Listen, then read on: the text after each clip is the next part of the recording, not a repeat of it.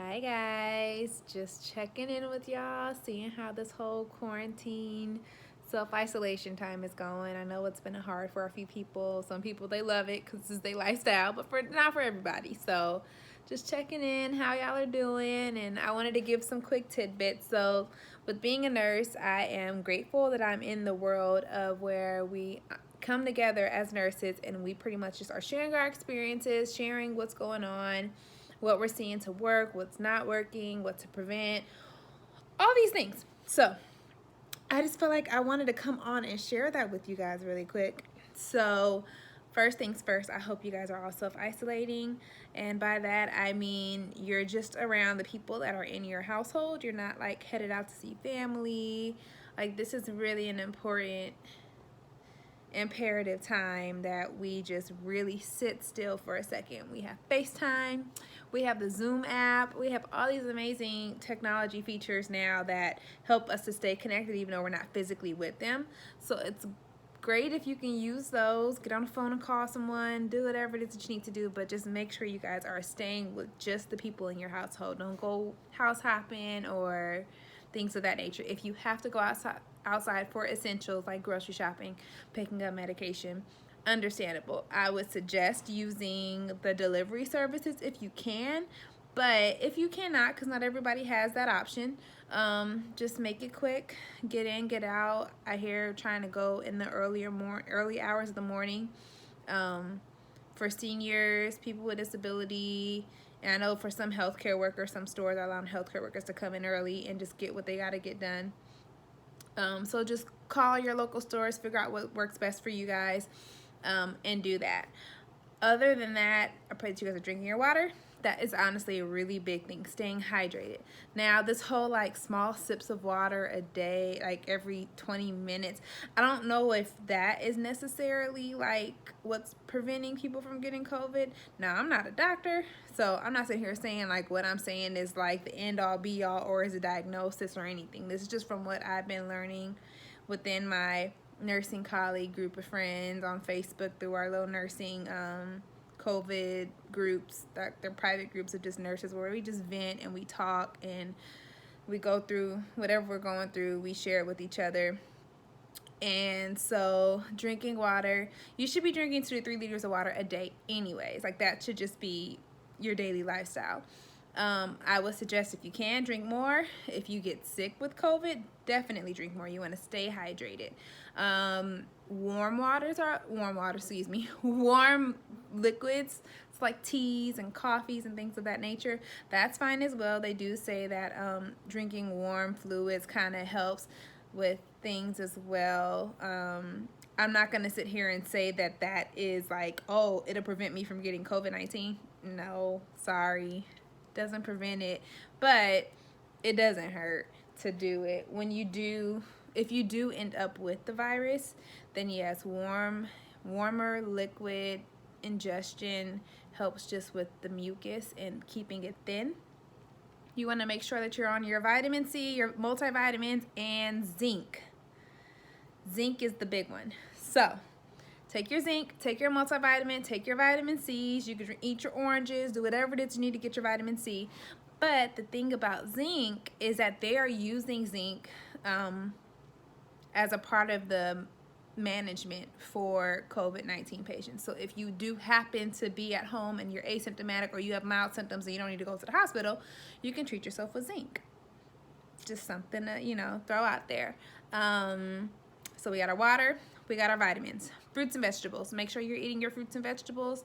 Very important that you're staying up on your immunity and just eating the right things.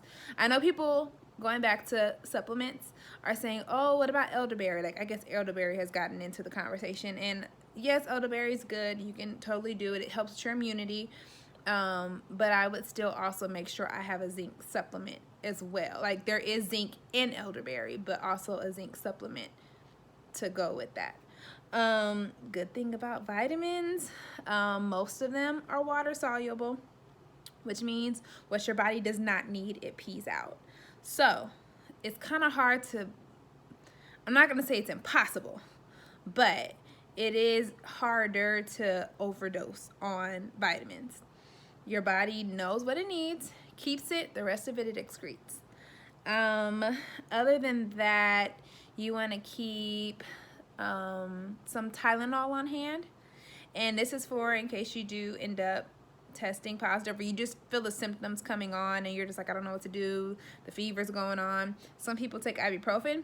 With this, you want to avoid ibuprofen at all costs. It is so important that you guys do not take ibuprofen, because from what the healthcare side of it's seeing is that ibuprofen actually makes it worse. Don't know why, don't know, but it just does. So what they're doing is they're offering Tylenol instead of ibuprofen. So make sure you guys get up on your Tylenol and also your Mucinex. Now, Mucinex helps as an expectorant. It helps with just congestion and getting it up and keeping it light. So you want to have your Mucinex on deck just in case you don't feel good, you ain't feeling the best, you think you might have something. It doesn't hurt to take your Mucinex and just help to keep your mucus loose. And the whole point behind that is the reason why these patients are getting so bad is because their mucus is so thick and it's sitting at the bottom of their lungs and it's developing this really bad pneumonia-like symptom that people can't start to breathe and they're having a shortness of breath, and it's because the mucus is stuck down there and it's not allowing the exchange of the oxygen and the CO2 to happen within the lungs because the mucus is just so thick. So have your Mucinex, drink your hot teas and whatever. I love green tea with lemon and honey. Now, I hear with COVID, you sometimes have a sore throat, sometimes you don't. But the honey will really help with that, soothing that sore throat if you do have a sore throat. Now, none of these are curing COVID-19. We don't have a cure at this point in time. It is a virus, just like a common cold, RSV. So what that means is a virus disease cannot be cured by a medication. You just have to let it run its course and you have to treat the symptoms. And that is what we are trying to do. And it works for some and it doesn't work for others. And we don't know why it doesn't work for others. But it is not it's not a bacterial infection, so you can't take antibiotics, if that makes sense. Okay? So don't think like, oh, I got this medicine in the cabinet. I got some, antibiotics from when I had a cold, blah, blah, blah, blah, blah. I'm just going to take it. Don't do that. Go to your healthcare provider first before you take any prescription medications. Now, what I will say is a lot of people don't realize they have COVID-19, and it's because a lot of people are coming off asymptomatic, and that's what's the importance on self-isolation. Because if you're just out and you think, oh, whatever, I feel great, you go out to the store, there's someone there who also feels great, but they actually are positive, they pass on the virus to you, you go home, you think nothing of it, you're hanging out with your kids, you're hanging out with your husband or your wife, 3 days later, you have a fever, and you're wondering, what is going on? Why do I feel good? What did I do? I didn't do anything the past 24 hours. I should be fine. But 3 days ago, you were out. And you possibly might have been exposed and you didn't even know it. So that is the importance behind why we're saying, like, just self-isolate. Just for now until we get this at least under control. It's scary. It is. And I don't want to scare you guys, but from our standpoint of how we're seeing it, like, we're seeing very healthy people come in and they're not leaving. So it's like coming into the hospital is a necessity the moment that you realize you can no longer treat your symptoms. So if the Mucinex and the Tylenol and everything, you're taking the zinc and you're taking your vitamins and everything you're feeling, and you're still feeling like crap, you're still having a hard time getting up and walking to the bathroom, you're out of breath, at that point, definitely go to the doctor. Or not even go to the doctor, but call the hotline number. There is a hotline number for everyone to call. You can call this hotline number. It's on the CDC. You can call your hospital, your nearest doctor's office, and it's like, hey, I'm having some symptoms. This is what's going on. Speak to a nurse. The nurse can then guide you on what it is that you are supposed to do for your area. Don't just like run into the ER. That's what we're trying to avoid. So, other than that, if there's anything else I can say, Don't do like me. Don't touch your face. I have a really bad habit of touching my face. So I wash my hands literally like every 10 minutes to the point that, like, I don't know if you guys can see. My hands are like super dry. Like super dry. And even with like lotion, I mean, I wash them at work all the time. But when I'm home, I'm trying to like wash them and then put lotion on. But it's so much damage that like my skin's just peeling. Like it's not even fun or cute anymore. But if you guys are going to be out, they say you can wear a mask. Sure, you can make your own mask. Sure, just be careful that when you're wearing it, you're actually wearing it on your face.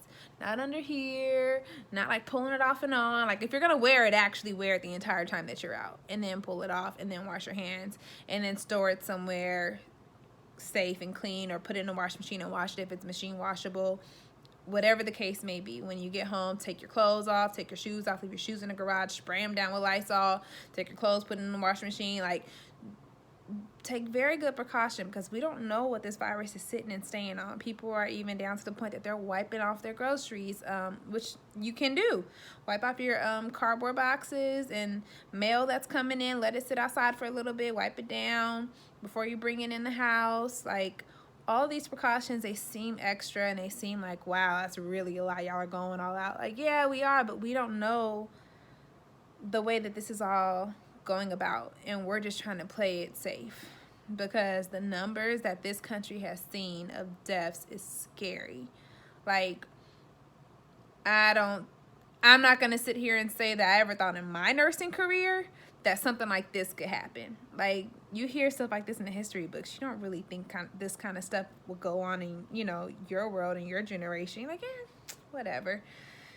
Ebola, whatever. It, you know, like, you think those things, but it's like, no, this one, like, we really, it's a concern. It's scary, and we just need to play it safe so we can just get out of this, so we can get home to our loved ones, because we don't like this situation just as much as you guys don't. Like, I wish I could stay home. I wish I could be under Gabriel all day, every day. I really do. So, help us by just staying home and being safe and loving on each other and loving on your family. If there's anything else I can say, gloves.